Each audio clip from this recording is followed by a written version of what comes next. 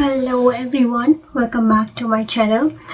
So today's video is not happy video, I would say.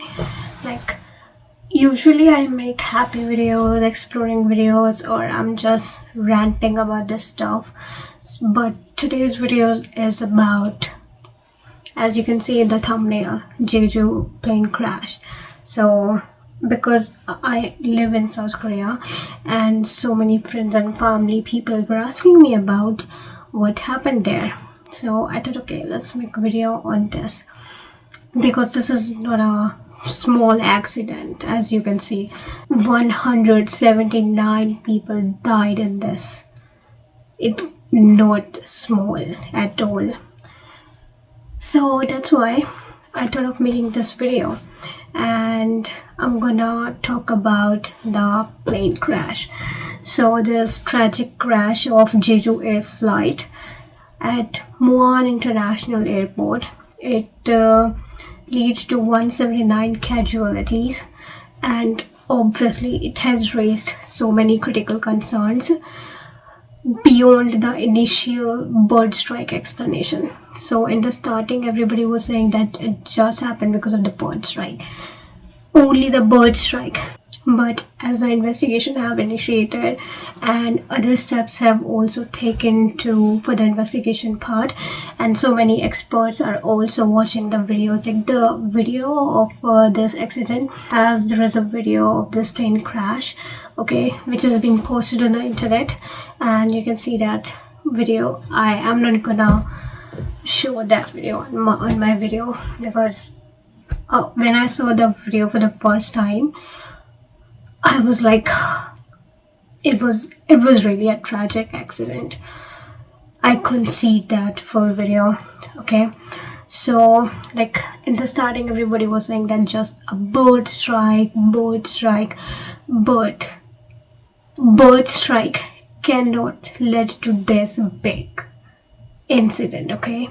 Okay, so bird strike may have initiated the sequence of events, but it is not the sole cause of the disaster. I hope you understand that, okay? So some experts suggest that the mechanical failures played a significant role in the crash. And we cannot ignore the fact that this is what? Boeing plane, okay? This is Boeing aircraft, and the experts have suggested there are many failures, mechanical failures played a significant role in this crash. And the video, it literally shows that the aircraft landed without deploying flaps or slats, okay, which are literally essential to reduce the speed of the plane, okay, because there is no deployment of such things to reduce the speed of the plane. So definitely there is a hydraulic failure, and additionally the landing gear was also not extended, and there was no manual deployment from the pilot side, okay? So if something like that happened, pilot have option for the manual deployment of the gear. I truly think that they must have tried doing that, the manual thing, but even it didn't work. So I don't know, the expert says that crew, pilots, they may have lacked sufficient time to address the failures, or there was just simply the mechanical issue happened in that plane, okay? And that's why the pilots had to do the high-speed belly landing. Obviously, the pilots, they are also there and they also have to save their life, okay? They are not ready to die there, I think so. I think they must have taken all the steps which are essential to reduce the speed of the plane, but it didn't happen because of the mechanical thing, I think, okay? And this incident literally adds to the scrutiny of Boeing aircraft reliability, which has been always in the question. Boeing plane scrutiny has been always in the question. There's a full-fledged documentary on the Netflix. You can watch that, guys. I don't remember the name. I'll just put the name here. You can watch that. They will tell you that how Boeing planes are not reliable, and this crash exhibits concerns about the safety and the maintenance of these aircrafts.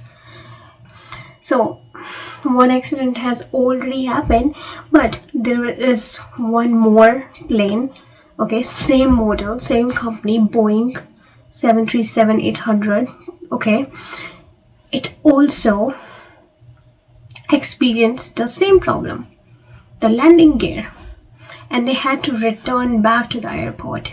This is not just coincidence. The dots are very connected to each other, the Boeing. And the failure of landing gear to deploy is a critical issue, okay? And in case of hydraulic failure, pilots are trained to deploy the landing gear manually. And the absence of manual deployment in this case raises a question about whether the crew had adequate time or if there were additional system failures that prevented this action. And to be honest, I think there were additional system failures so that they couldn't do that.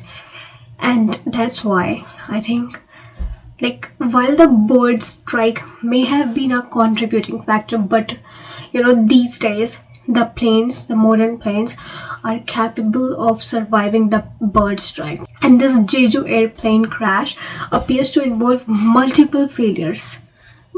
And whom to question now, right? We need to question Boeing? Do we need to question the pilots? Like who?